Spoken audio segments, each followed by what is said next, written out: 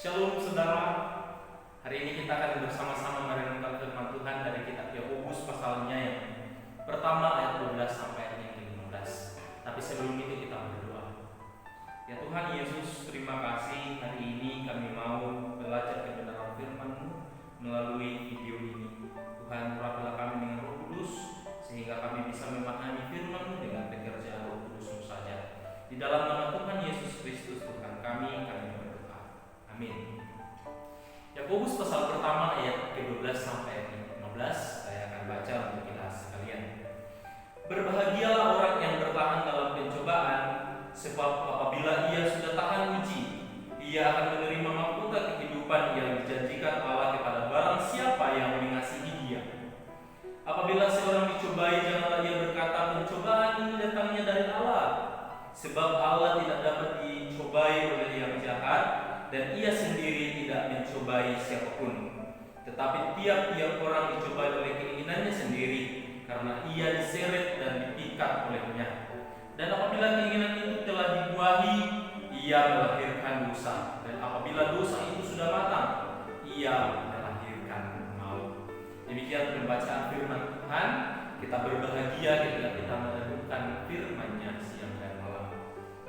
Saudara-saudara, dari teks firman Tuhan ini kita akan merenungkannya dengan tema pencobaan dan keinginan dosa.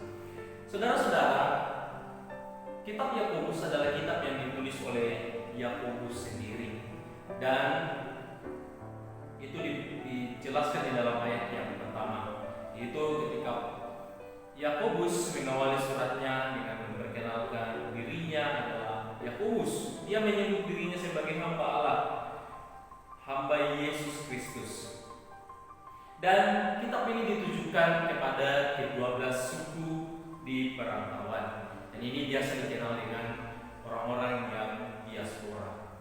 Saudara-saudara, dalam pembacaan kita, penulis sepertinya ingin memperkenalkan tentang keadaan orang-orang yang menerima surat ini. Di ayat 12 dijelaskan bahwa penerima surat ini sedang dalam pencobaan. Nah, penulis ingin memberikan petunjuk kepada orang-orang yang ditujukan surat ini, itu mereka yang sedang mengalami pencobaan. Kita akan membahas tentang pencobaan yang secara spesifik di ayat yang ke-12. Jadi pencobaan ini adalah merupakan ujian iman. Kalau kita cermati di ayat 12, ini pencobaan ini berujung atau sepadan dengan ujian iman. Di situ dikatakan, berbahagialah orang yang bertahan dalam pencobaan. Berbahagialah di dalam teks aslinya mengatakan makarios, kemudian secara harafiah diterjemahkan yang diberkatilah orang yang bertahan dalam pencobaan.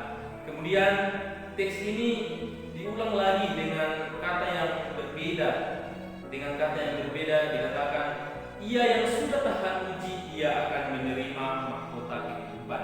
Jadi dikatakan di sini, sebab apabila ia sudah tahan uji, ia akan menerima mahkota kehidupan. Jadi dua kata ini berbeda, tetapi dua kalimat ini berbeda dengan makna yang sama, yaitu sebab akibat. Berbahagialah orang yang bertahan dalam pencobaan, kemudian orang yang tahan uji, dia akan menerima mahkota kehidupan. Dalam ayat ini tersingkap bahwa orang yang mengasihi Allah akan tahan uji. Mahkota kehidupan akan diberikan kepada mereka yang sudah tahan uji. Maka pencobaan itu, kalau kita berpikir secara manusia, itu sepertinya hal yang negatif. Tetapi hal negatif itu menjadi sebuah cara Tuhan untuk menguji iman kita. Hal ini sejalan dengan yang tersirat dalam kitab Wahyu pasal 2 ayat yang ke-10, kemudian di dalam 2 Timotius 4 ayat yang ke-8. Saudara-saudara, perlu diperhatikan bahwa mahkota kehidupan diberikan Allah sebagai janjinya. Jadi Allah berjanji bahwa Dia akan memberikan mahkota kehidupan. Maksudnya adalah mahkota kehidupan tidak diperoleh oleh karena ketaatan iman kita, atau karena kita tahan uji, ya kita mengatakan bahwa mahkota kehidupan itu adalah upah. Jadi bukan demikian. Melainkan mahkota kehidupan itu telah dijanjikan Allah pada barang siapa yang menerima Yesus, percaya kepada Tuhan, atau dengan kata lain mereka yang tahan uji dalam iman mereka. Allah itu adalah Allah yang berjanji dan menepati janjinya. Tuhan tidak berjanji kemudian mengingkari janjinya, tetapi kalau kita baca di Bilangan 23 ayat 19, di situ memperkenalkan tentang betapa konsistennya Tuhan terhadap perjanjiannya. Jadi ini perlu menjadi catatan kita. Bahwasanya bukan berarti karena kita tahan uji maka kita memperoleh mahkota kehidupan, seolah-olah mahkota kehidupan itu merupakan hasil dari jerih payah kita, upah dari perbuatan kita, melainkan itu sudah didasari pada perjanjian Allah, bahwa Allah sudah berjanji dan Allah yang berjanji pasti akan menepati perjanjiannya. Nah, pencobaan ini kemudian dijelaskan dengan sangat jelas di dalam ayat 13. Yang pertama, pencobaan ini bukanlah inisiatif Allah. Jadi Allah tidak mencobai, tetapi Allah mengizinkan pencobaan, kemudian pencobaan itu menjadi pemurnian iman. Jadi barang siapa yang bertahan dalam pencobaan, dia adalah orang yang berbahagia. Arti yang sama adalah orang yang tahan uji, dia akan memperoleh mahkota kehidupan. Kemudian pencobaan ini kalau bukan dari Allah berarti berasal dari mana? Dari iblis, atau dengan kata lain oleh yang jahat, yang kemudian didukung oleh tabiat manusia yang sudah rusak. Jadi manusia yang sudah jatuh ke dalam dosa, ketika dicobai, tabiatnya itu senantiasa suka dengan hal-hal yang duniawi, dan itulah yang dipakai iblis untuk mencobai. Jadi hal-hal dunia, hal-hal sekuler yang menjadi senjata iblis untuk mencobai manusia, karena tabiat manusia sudah rusak ketika manusia jatuh ke dalam dosa. Kemudian apa lagi pencobaan itu? Pencobaan itu adalah dijelaskan di ayatnya ke-13, Allah tidak dicobai oleh yang jahat. Jadi pencobaan ini tidak berlaku bagi Allah. Jadi di dalam Matius pasal 4 ayat 1 sampai 11 ini menjadi bukti bahwa pencobaan ini tidak bisa menentukan Allah. Jadi ketika di padang gurun, Yesus yang adalah Allah menjadi manusia dicobai oleh iblis, tetapi tidak jatuh ke dalam pencobaan. Di dalam Matius pasal 4 ayatnya yang pertama sampai ayatnya yang ke-11. Kemudian pencobaan ini seperti yang dijelaskan tadi, bahwa Allah sendiri tidak mencobai siapapun. Allah tidak mau manusia berbuat dosa. Allah tidak mau manusia jatuh. Oleh karena Allah adalah Allah yang kasih. Kalau kita baca di dalam 1 Yohanes 4 ayat 8, saya akan bacakan 1 Yohanes pasal 4 ayatnya yang ke-8.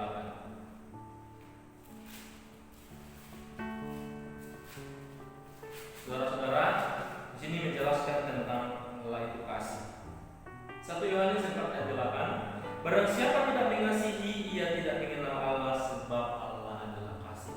Allah yang adalah kasih tidak mungkin mencobai manusia untuk menjatuhkan manusia, melainkan Allah menghendaki supaya manusia mengasihi Allah, oleh karena Allah itu adalah kasih. Pencobaan dan keinginan dosa.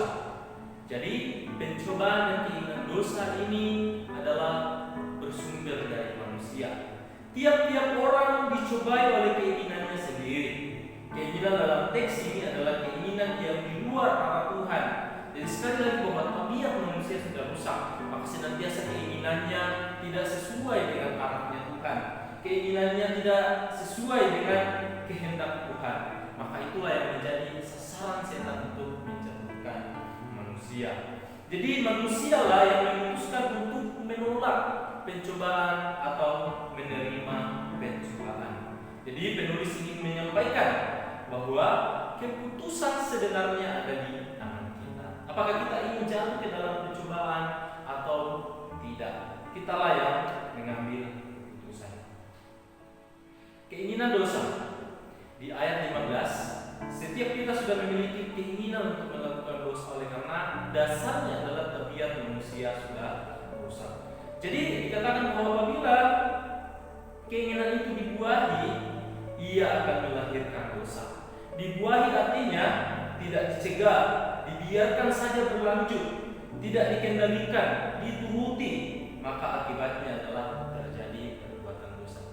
Keinginan oleh karena biar manusia sudah rusak itu tidak bisa dihilangkan, itu tidak bisa dihilangkan, itu muncul begitu saja.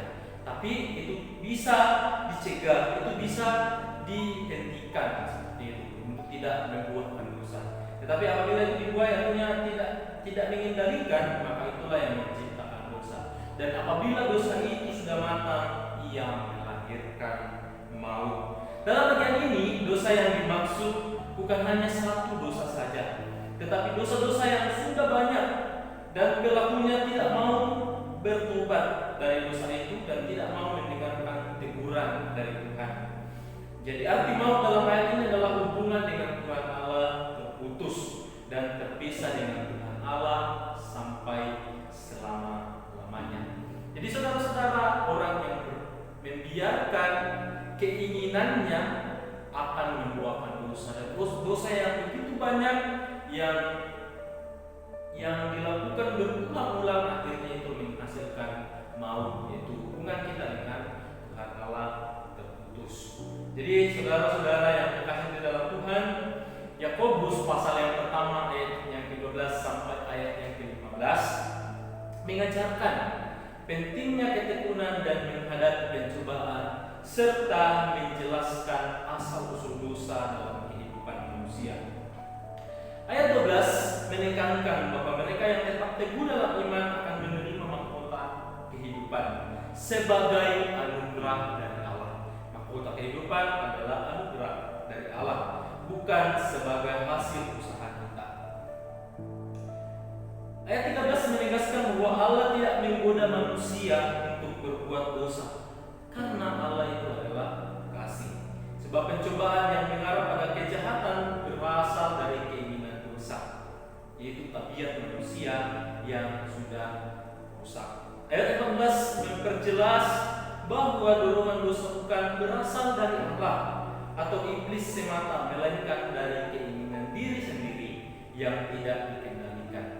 Akhirnya di ayat yang ke-15 menunjukkan bagaimana keinginan yang tidak dijaga dapat berkembang menjadi dosa, dan dosa yang terus-menerus dilakukan akan berujung pada maut, yaitu keterpisahan abadi dengan Allah. Jadi saudara-saudara, teks ini menjelaskan tentang bagaimana pencobaan itu dan keinginan dosa. Jadi demikian firman Tuhan yang kita baca